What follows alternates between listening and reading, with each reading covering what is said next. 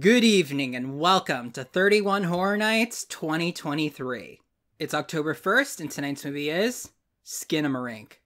I decided to go with Skinamarink first because this is one of the few movies I actually sort of came across organically over the course of this year. I saw that Wendigoon made a video about it and I subscribed to him in the past year, and I decided to check it out for Horror Nights, and that was a while ago, so I've been waiting for this for a while. This year's Horror Nights is going to feature primarily very recent movies. There's one from 2003 and one from 2008, but both of those are outliers. Most of them are from like the past 15 years or so. I have no idea what I'm getting into with Skinamarink. I saw a one-sentence plot summary, which is these two kids wake up, their dad's gone, and things in their house are disappearing, and this is one of those movie trailers that tells you exactly nothing about the movie, which, I mean, I suppose is better than ones that give away too much, but still. This is apparently an experimental type of movie, and one of the quick little reviews they showed in the trailer compared it to something from David Lynch. I don't have the best track record with those types of movies, but I'll come into this with an open mind. There was a lot of upside-down imagery and some of the images I found for this movie, so maybe it's going to be one of those like Mind Warp, MC Escher type of things. I'm going to go check it out. Alright, the David Lynch comparison was very apt. Out of all the movies I've ever seen, Skinamarink reminds me the most of Eraserhead. If you saw my review of it last year, I said that it had a lot of really good ideas in it, a lot of really good moments to it, but overall it was very boring, and this movie is that but worse.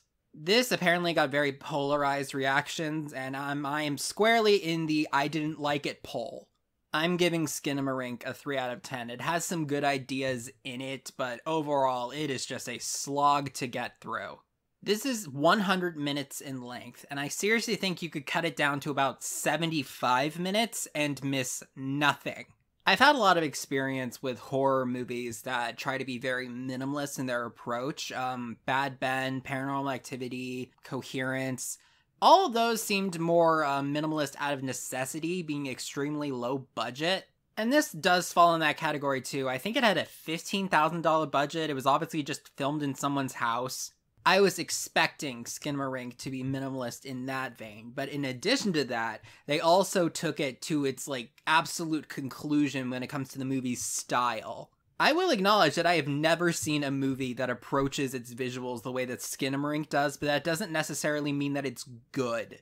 It's like they could only get the actors to be on camera for like 30 minutes one day, and they just decided to get the absolute essentials and try to figure it out for the rest of it, because there are barely any shots in this movie that have actual people in it. And the ones that do, they're like from behind or like they're like cropped off in a weird way. There aren't really any shots where you're just straight up just looking at a person's face.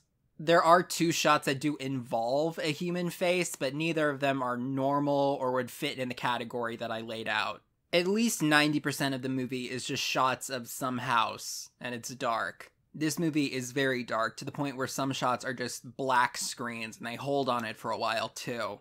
It also has a analog horror VCR type of aesthetic, which makes the video very grainy, so a lot of times it's very hard to tell what I'm looking at.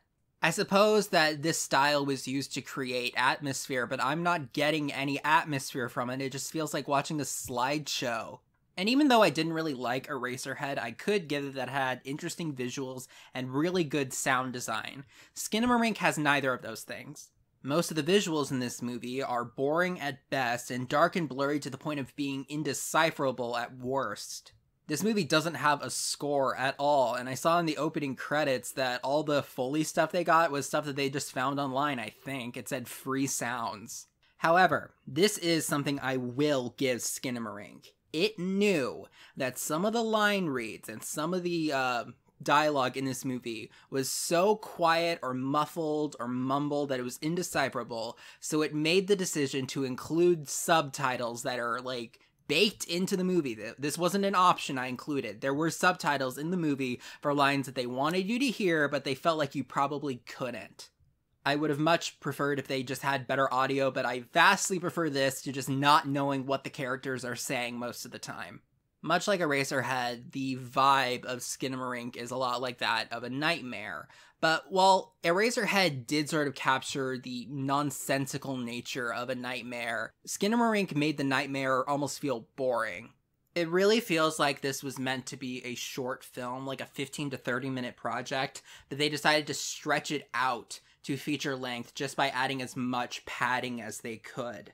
When it's being a scary movie, it's not bad at all. It's actually pretty decent, but it's not being a scary movie for most of it. For most of it, it's just like looking at a wall. That is this movie. Skinamarink is looking at a wall, the horror movie. In my opinion, it was about as exciting as that. Now let's talk about a few spoilers. The story of Skinamarink focuses on these two kids, Kevin and Kaylee, and they're really young. I think Kevin is 4, and Kaylee can't be that much older. One night, the doors and windows to the house just vanish, so not only do they have no way out, there's also no way to discern the passage of time because there's no, natural light. They don't really have a plan. I mean, why would they? They're very young children. They try calling 911 and it doesn't work, so what are they supposed to do? They kind of just make this little fort downstairs in front of the TV, and for some reason the TV is just endlessly playing public domain cartoons. I understand why they did that, because they didn't want to pay for any licensing, but it just seems weird to me.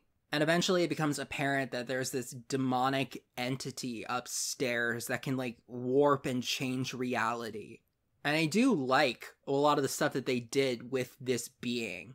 There was a scene where Kaylee goes upstairs and talks to what looks like her mom and dad in the master bedroom, and that scene was done pretty well. It does the technique where you're on edge expecting a jump scare for a long, long time.